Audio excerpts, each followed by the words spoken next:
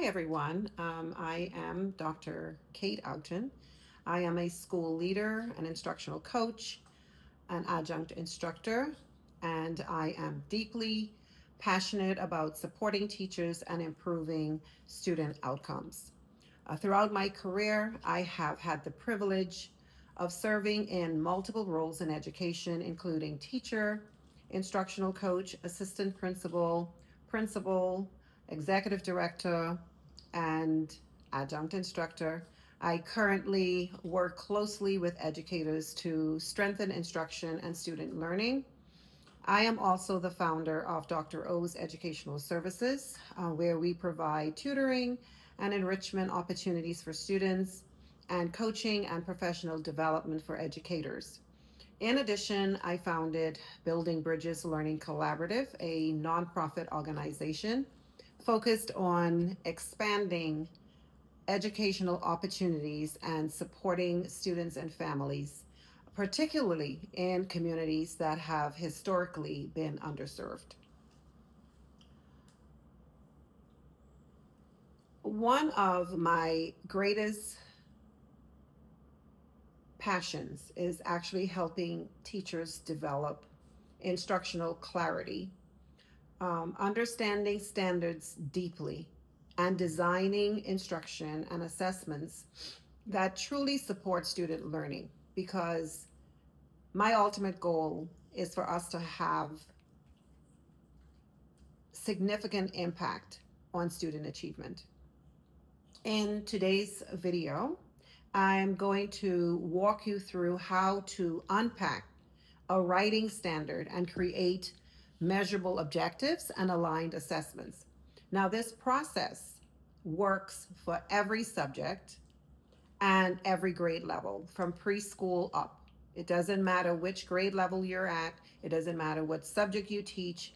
We all have standards, and we need to be able to unpack the standards.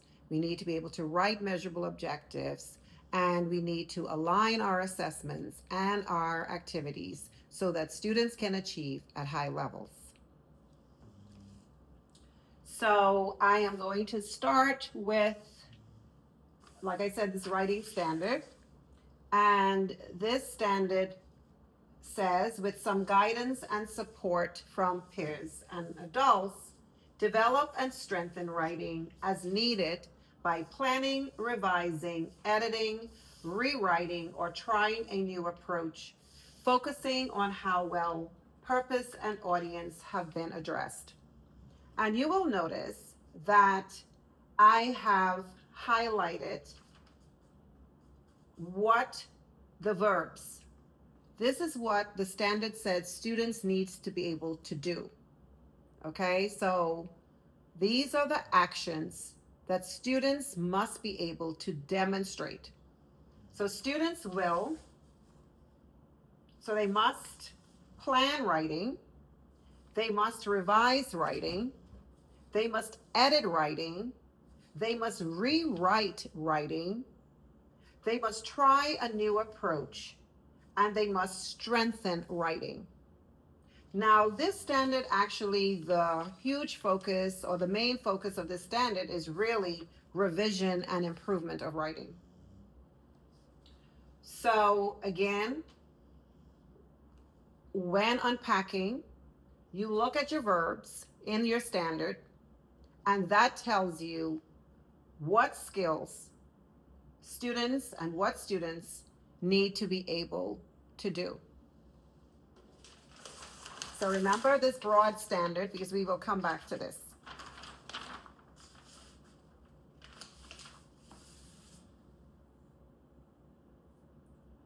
Okay, so next are the concepts. Now, this is what students must understand in order to successfully perform the skills that we just talked about. So in order for students to be able to plan, revise, edit, rewrite, and strengthen their writing and try a new approach, they need to understand these concepts. And this purpose and audience comes directly from the standard. So they need to understand purpose, audience, feedback, writing development, and quality writing.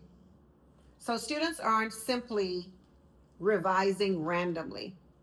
They are improving their writing while thinking carefully about who they are writing for and why they are writing.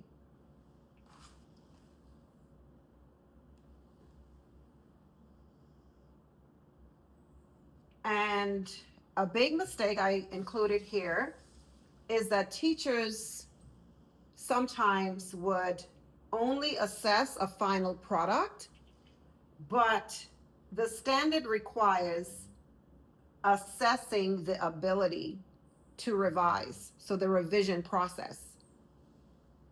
And again, we must do whatever the standard actually says.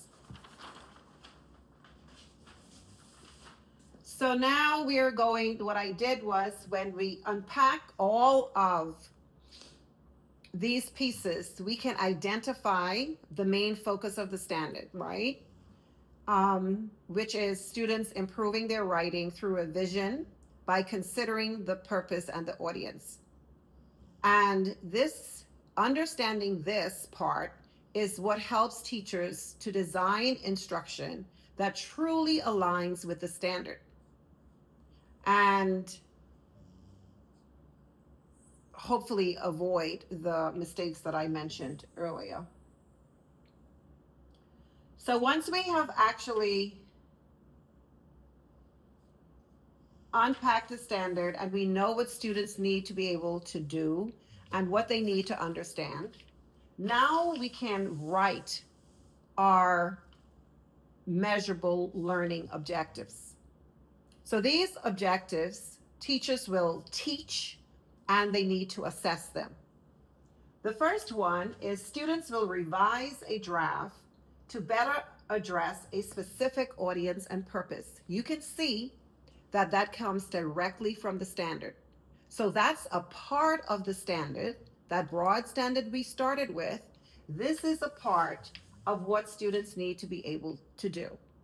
So this is what teachers need to teach and assess. They also need to teach this part.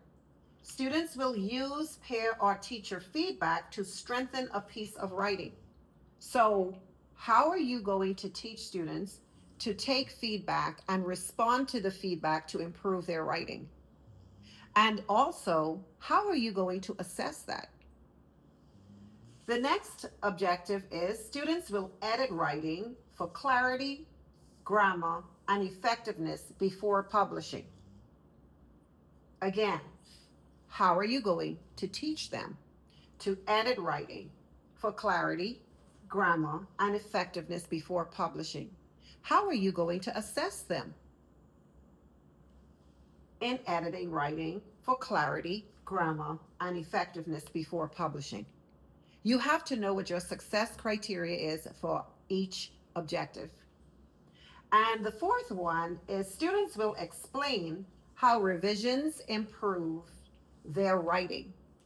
Now, this last objective is very powerful because it encourages metacognition, which simply means that students are thinking about and they're explaining their own learning process.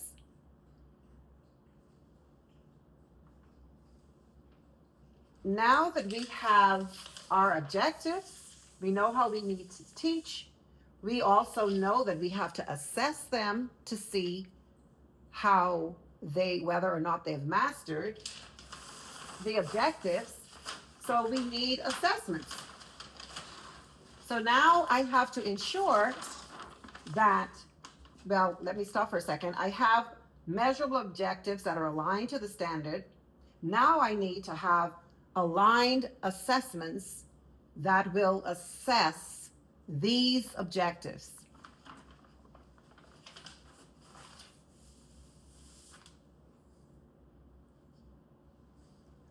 Okay? So, how will we know students have mastered this standard? So one option is actually having a writing revision portfolio where students will submit their first draft, They will submit a peer feedback form. They will submit a revised draft, and they will submit a short reflection explaining changes. And teachers will evaluate this work using a rubric that includes evidence of revision, alignment to purpose, consideration of audience, and editing for clarity.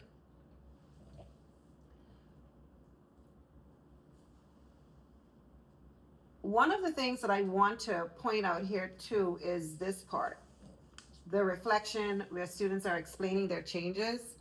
If students are able to explain verbally and in writing pretty much anything, but in this case here, if they're able to explain their changes, they truly understand why they will understand why they did what they did and how important it is in improving writing. But a second assessment, because there are different ways that you can assess, and it still is aligned to the objective. But another option is a revision task, right? Where students are given a weak paragraph and they're asked to revise it for a specific audience. They can improve clarity and explain their revisions again. Different, but still aligned to the objective and aligned to the standard. Okay? Another option is a draft comparison where students will submit multiple drafts and then the teacher evaluates improvements such as added details, improved organization, stronger clarity, and better audience alignment.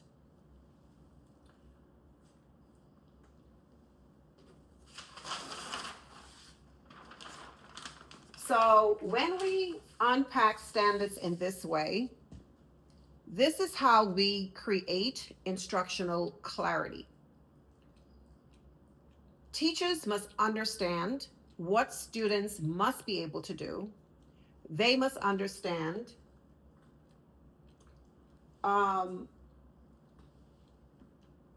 how learning should be assessed. And they must know what students themselves must understand. But most importantly, this ensures that instruction and assessment are fully aligned to the standard and truly support student growth. I included some common mistakes that teachers make, and those are: one, they only grade the final essay. They skip the revision process, and they provide feedback but don't require revision. But as you can see, this standard requires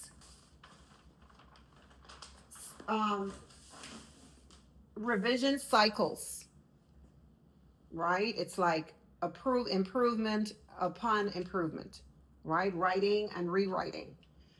Peer-teacher feedback, right? So we need to give students feedback. We need to have them give each other feedback, and we need to see how they're responding to the feedback. And also improvement across drafts. That's what the standard requires.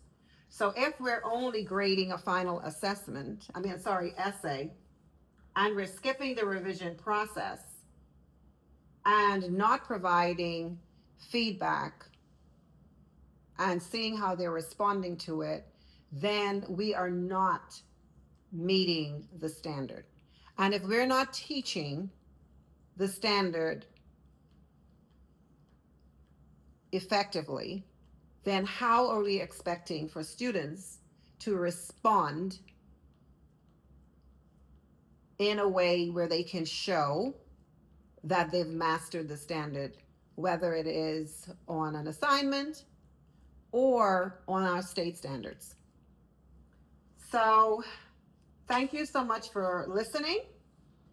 If you would be interested in maybe another video to show you how from pre-K all the way up, how this same process applies, and also how it applies to all subjects, whether that's math, science, or social studies.